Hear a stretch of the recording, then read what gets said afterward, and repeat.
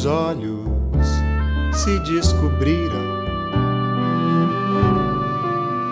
se perceberam, e se não podem mais deixar de se mirar, é porque tudo corre direito, tudo normal.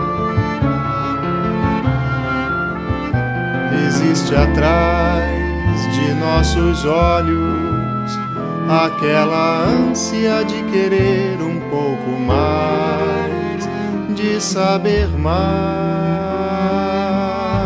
de conhecer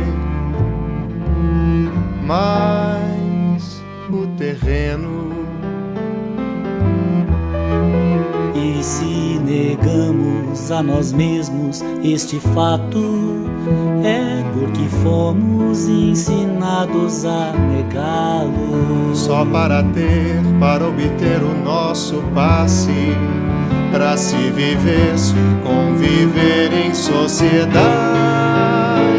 Mais as metades, mais aos pedaços.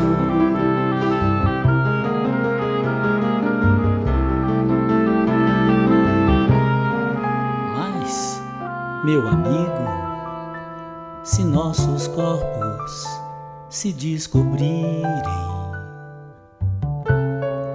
se vasculharem e não ficarem tão somente a se mirar, é o sentimento dentro do peito tão natural,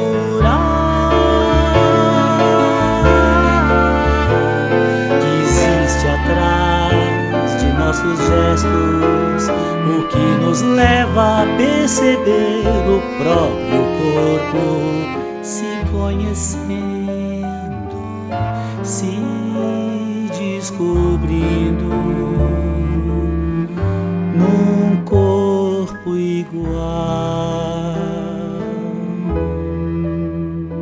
E se negamos a nós mesmos este fato, é só porque nos ensinaram